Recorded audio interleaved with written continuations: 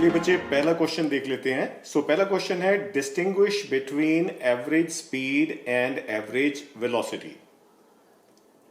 When is the magnitude of average velocity of an object equal to its average speed? बच्चे question number 1 को mathematically मैं आप लोगों को समझाता हूं। जहां तक सवाल है एवरेज स्पीड का, एवरेज स्पीड हम लिख सकते हैं average speed it is equal to total distance traveled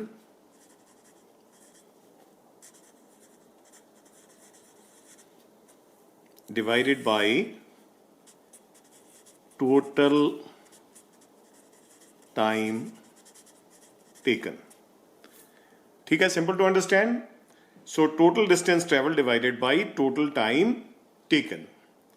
और जहां तक सवाल है एवरेज वेलोसिटी का, ये हो जाती है total displacement divided by total time taken. ठीक है, कोई डिफिकल्टी? ओके, अब यहां पे पूछ रहे हैं कि when is the magnitude of average velocity of an object equal to its average speed?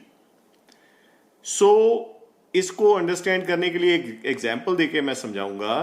Magnitude of average velocity is equal to average speed in a case when body travels in a straight line in one direction only। एक ही direction में लगातार अगर चलती रही, that is, और उस case में क्या होगा कि डिस्प्लेसमेंट की वैल्यू डिस्टेंस के बराबर होगी। ये सिचुएशन लेके मैं समझाता हूं। मान लीजिए बॉडी ए से बी पर गई और ए से बी तक इसने स्ट्रेट लाइन डिस्टेंस ट्रेवल की है, मान लीजिए 10 मीटर्स, और ये 10 मीटर्स डिस्टेंस कवर करने में इसने जो टाइम लिया है, ये टाइम लिया इसने 5 सेकेंड्स। इसके बाद सेम डायरेक्शन में, उसी डायरेक्शन में ये आगे गई और मान लीजिए अगली डिस्टेंस इसने कवर की है 30 मीटर्स। कितनी डिस्टेंस कवर की? 30 मीटर्स। ठीक है, ए से बी तक ये 10 मीटर्स मान लेते हैं, और बी से, चलिए ये पॉइंट को मैं सी ले लेता हूं, और ये बी से लेकर सी तक 30 मीटर्स डिस्टेंस कवर की है। और ये 30 मीटर डिस्टेंस कवर करने के लिए जो टाइम लगा, यानी बी से लेकर सी तक जाने में जो टाइम लगा, मान लीजिए इसकी वैल्यू हम ले लेते हैं 20 सेकेंड्स। ठीक है, ये एक एग्जाम्पल ले लिया हमने। अब देखिए ध्यान से, यहां पे अगर मैं आपसे पूछूं कि एवरेज स्पीड क्या है, average speed total distance travel divided by total time taken. ये फॉर्मूला आ जाएगा S1 plus S2 divided by T1 plus T2। तो S1 की वैल्यू है 10, S2 की वैल्यू है 30, और T1 की वैल्यू है 5, और T2 की वैल्यू है 20। ये आपका आ गया ऊपर 40 मीटर्स और नीचे आपका आ गया 25 सेकेंड। ये मीटर और ये सेकेंड में 5 से कैंसिल कीजिए, 5 5s एंड 5 8s। इसको आप कैलकुलेट करोगे तो ये आ जाएगा 1.6 मीटर पर सेकेंड। बात समझ में आ गई?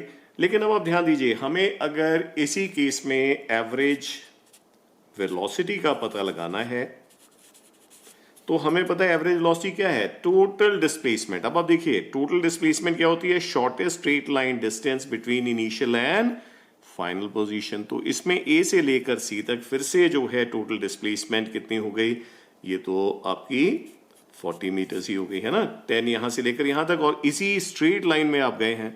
तो हमें shortest straight line distance between initial and final position की वैल्यू चाहिए थी डिस्प्लेसमेंट के लिए।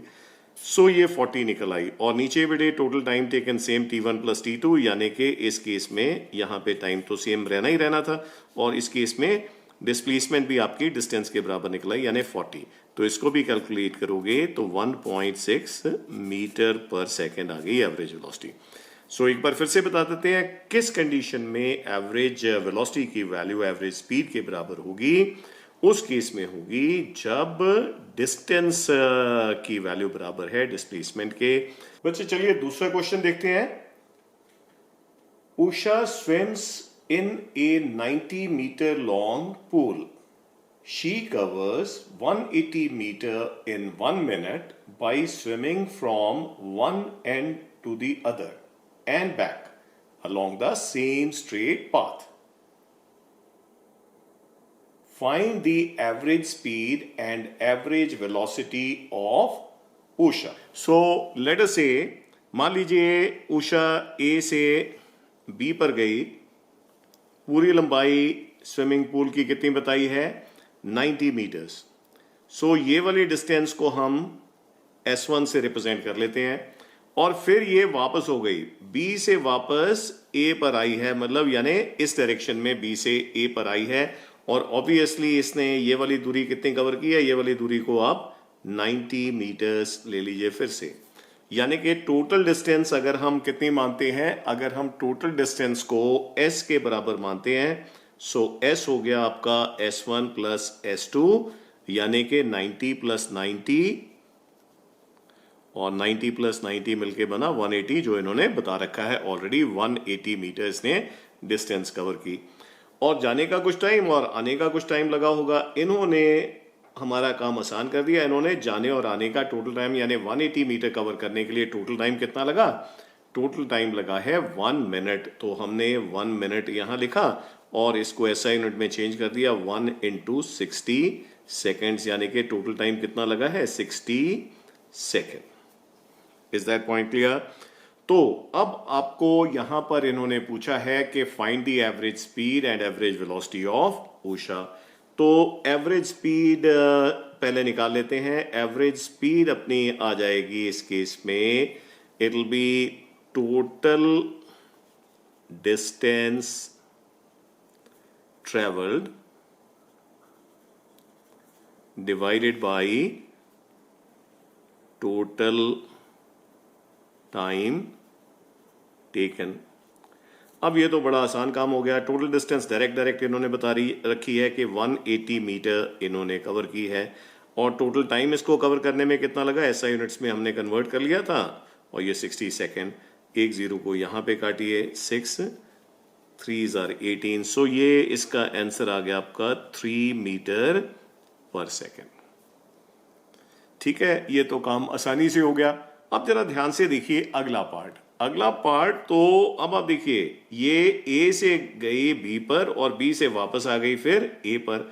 अब आपकी इनिशियल पोजीशन भी A है, फाइनल पोजीशन भी A है, यानी कि अगर हम एक ही लाइन के अलोंग दिखाएं इसको, सो A से B और B से वापस पॉइंट A पर। और हमें पता है कि जब हमने एवरेज वेलोसिटी निकालनी है तो ये है total displacement divided by total time. So इस केस में इनिशियल और फाइनल पॉइंट सेम होने के कारण टोटल डिस्प्लेसमेंट क्या हो गई? 0। जाने और आने का टाइम तो उतना ही लगा, मतलब 60 सेकेंड लगा। So 0 divided by 60 will be 0 itself. So इस केस में एवरेज वेलोसिटी की वैल्यू कितनी आ गई है? 0। और एवरेज स्पीड इसमें कितनी है? 3 मीटर पर सेकेंड। कौन सा केस निकला ये? Average velocity is less than average speed. क्यों हुआ ऐसा? क्योंकि जो टोटल डिस्प्लेसमेंट है वो टोटल डिस्टेंस से कम है। खैर इस केस में तो 0 ही है। क्लियर हो गया? चलिए बेटे तीसरा क्वेश्चन देखते हैं। A body covers 100 meters at a speed of 10 meter per second and next 200 meters at a speed of 20 meter per second. Find average speed. So इस केस में हम लोग पहली डिस्टेंस को हम S1 ले लेते हैं और S1 इन्होंने कवर किया है कितना? 100 मीटर्स। और 100 मीटर्स कौन सी स्पीड पर कवर किया है? V1 की स्पीड पर। सो V1 यहां लिख लेते हैं। V1 की वैल्यू कितनी है? 10 मीटर पर सेकेंड। और अगली जो डिस्टेंस इन्होंने कवर की है 200 मीटर, उसको S2 से रिप्रेजेंट कर लो। सो ये आ गया आपका 200 मीटर्स और इसको कवर किया है कौन सी स्पीड पर? v2 की स्पीड पर, और v2 कितना है 20 मीटर पर सेकेंड। अब हमें पता है s इज इक्वल टू होता है v into T uniform motion के केस में। सो s1 को हम लिख सकते हैं v1 इंटू t1। सो इसमें अगर हमें t1 निकालना है तो t1 कैसे निकल आएगा बताओ। सो t1 ये वाला यहीं छोड़ के v1 s1 के नीचे चला जाएगा। सो t1 के सामने आ जाएगा s1 ओवर v1। सो s1 है आपका 100 मीटर्स और v1 है 10। सो ये आंसर आ जाएगा आपका 10 ऐसा यूनिट है, तो ये सेकेंड आ गया 10 सेकेंड। इसी तरह से S2 is equal to V2 into T2, बार बार तो लिखने की जरूरत नहीं थी, डायरेक्ट आप लिख सकते थे T2 is equal to S2 over V2। So S2 की जगह पे आपने लिख दिया 200 मीटर्स और V2 की जगह आपने लिख दिया 20 मीटर पर सेकेंड। सो ये भी आपका आ गया है 10 मीटर 10 सेकेंड। टाइम है ना ऐसा यूनिट्स में 10 सेकेंड्स। सो अब यहाँ पे टाइम क्यों निकाला है ये आपको क्लियर होगा, क्योंकि हमें पता है कि अगर हमें एवरेज स्पीड चाहिए तो ऊपर आता है total distance covered divided by total time taken. Clear है ना। सो यहां पे आपको लिखना था S1 प्लस S2, ये दोनों के मिलाकर बन जाएगी टोटल डिस्टेंस। अब कई बार बच्चे क्या गलती करते हैं, नीचे V1 और V2 ये जो है दोनों को जोड़ देते हैं, बहुत ही गलत हो जाएगा। नीचे आपने ध्यान देना है टोटल टाइम टेकन। सो इसलिए S1 दिया था, कौन सी स्पीड पे S1 कवर हुआ है वो V1 दी थी, तो इसकी मदद से पहली डिस्टेंस S1 को कवर करने का टाइम हमें निकालना पड़ा। ठीक है, इसी तरह से S2 दिया था और कौन सी स्पीड पे S2 कवर किया है वो V2 की स्पीड पे कवर किया था, तो हमें कितना टाइम लगेगा ये निकालना पड़ेगा। और यहाँ पे ये बाई चांस बेटे टाइम सेम आ गया है 10 सेकेंड एंड 10 सेकेंड, तो सभी में मत सोचना कि सेम टाइम आ जाएगा, अलग अलग टाइम आ सकते हैं, आएंगे ज़्यादातर। सो यहाँ पे खैर सेम आया है तो वही यूज़ करेंगे। सो पहला टाइम S1 को कवर करने का T1, दूसरा टाइम T2। सो ये यहाँ पे इसको कैलकुलेट करते हैं। सो S1 कितना है 100, S2 कितना है it is 200।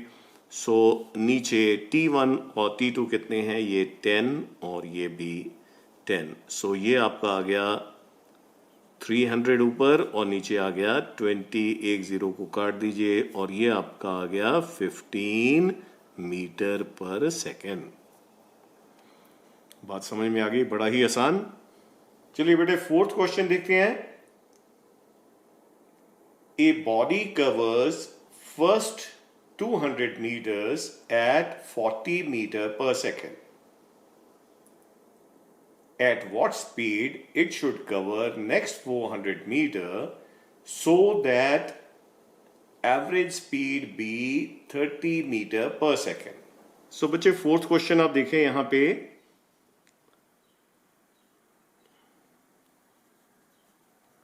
S1 is equal to 200 metres आ गया और V1 इज इक्वल टू कितना है 40 मीटर पर सेकेंड। ऑल राइट, S2 कितना है, S2 is equal to 400 metres और V2 कितना है ये नहीं पता, V2 हमें पता लगाना है।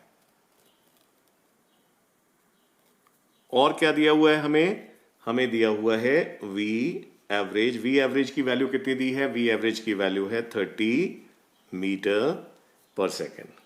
ठीक है, सो हमें पता है कि अगर हम V एवरेज यानी एवरेज स्पीड निकालना चाहते हैं तो ये है total distance travelled divided by total time taken. ठीक है, ST से रिप्रेजेंट कर दिया टोटल डिस्टेंस और T सबस्क्रिप्ट T से रिप्रेजेंट कर दिया टोटल टाइम टेकन। सो ST को हम लिख सकते हैं S1 प्लस S2 और यहाँ पर टोटल टाइम को हम लिख सकते हैं T1 प्लस T2। सो यहाँ पर इसको S1 प्लस S2 फिर से, और यहाँ पर T1 को हम लिख सकते हैं S1 ओवर V1 और T2 को हम लिख सकते हैं S2 ओवर V2। ठीक है, अगले स्टेप पे इसको क्या लिख सकते हैं, S1 कितना आ जाएगा 200 S2 कितना आ जाएगा 400, S1 की जगह फिर से क्या आ गया 200 और V1 की जगह पे क्या आ गया 40 और यहाँ पर S2 की जगह आ गया 400 और यहाँ पर V2 की वैल्यू हमें पता नहीं है। ठीक है, सो लेफ्ट साइड में V एवरेज है, राइट साइड में ये आ गया। ठीक है, अब V एवरेज की वैल्यू हमें दी हुई है, इन्होंने कितनी है V एवरेज की वैल्यू, दैट इज 30 और इधर 200 प्लस 400 मिलके बन गया 600। नीचे क्या आ जाएगा, ये 0 कट गया, 4 5s 20, ठीक है, 4 1s are 4 and 4 5s are 20 और इधर आपको ऐसे लिखना पड़ेगा 400 अपॉन V2।